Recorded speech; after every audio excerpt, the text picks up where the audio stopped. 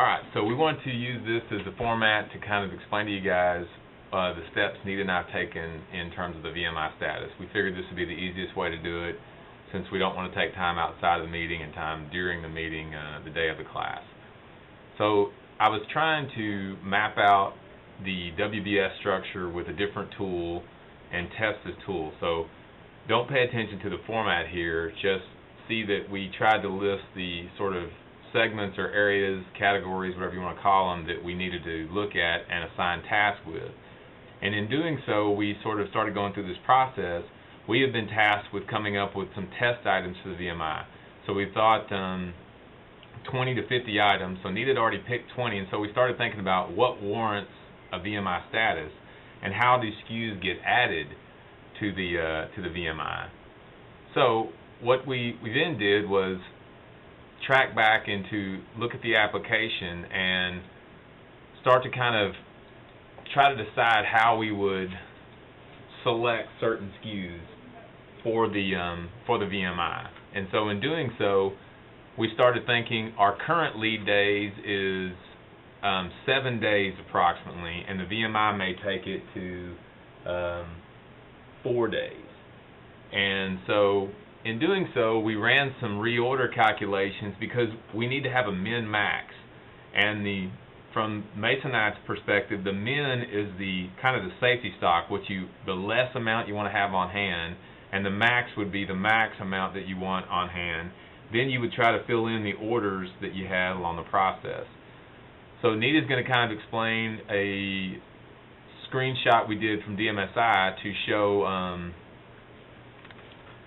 what happens when you start changing the order points in a with a given SKU. So forgive me here as I struggle to find this shot. Okay, as you're looking at it, that you'll see over here, the very first one that we did, this is what we would consider to be current state, which is the lead, last, the previous, and so forth. You have a 7, 10, and 12. That is the normal lead time that we currently get from Masonite as we're looking at our current purchases. As you can see there in the F4 section, it shows our safety stock to be at 31, and then our reorder point to be at 55.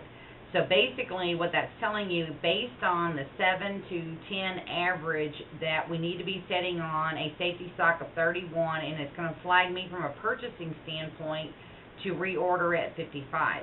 Now, keep in mind that we're looking at, normally 2 weeks in advance before we're booking an order.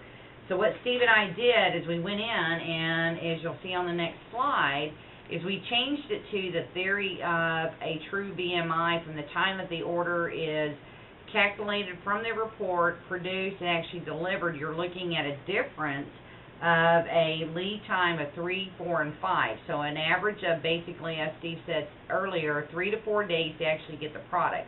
You can see a dramatic change on the safety stock as it went to 15 doors as your safety stock versus 31. And then my reorder point went from, 25 to 55. Now, this leads us into a lot of the unknowns that we're going to kind of discuss a little bit, to where what happens now is that you'll have less inventory on the floor, but you're going to have more frequent receivings.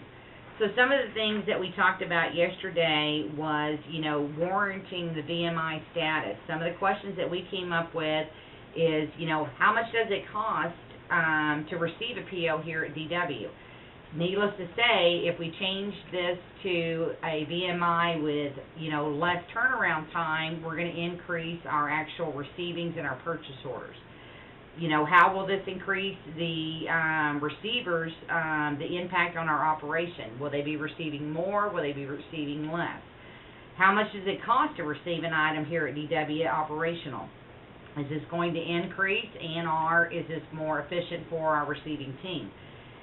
One of the questions that I was talking with Steve yesterday was, one of the big keys to doing a VMI is or concern that I think we all have on these test SKUs is how are we going to measure what our fill rate is today, because our safety stock is actually higher today versus going to VMI, it's going to be lower.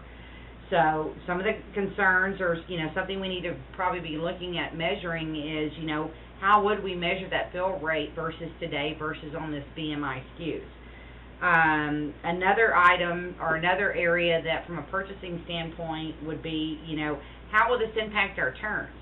And how are we going to track that? Because, of course, if we have less inventory and we're turning it quicker, we would expect not only for our turns to increase, but then also our fill rate to, be moderately increased as well, too. We actually looked at the fill rate on the Masonite interior line yesterday, and we are actually at a 98% fill rate. We have 418 SKUs.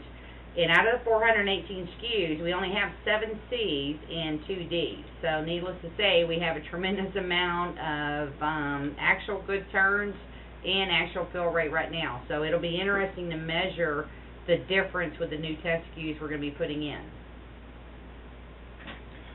Okay, so that's kind of quick summary, under 10 minutes of kind of what we worked on so that we can keep the team updated. We still obviously need to turn in our task list to NETA and or bring them to the meeting so we can compile them for the class.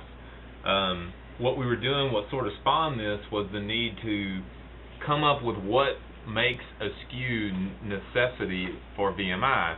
We still don't have the answer to that. I think we need to answer those questions that we pose as to how much does it cost so that we can identify and track. Because obviously you could say, hey, let's do all the C's and D's because they'll have less exposure. The problem is if you do the C's and D's, you won't get the full impact. Because if you can truly diminish the inventory by half of what you've got on hand, which would be your A's and B's, that's going to be where the big savings is.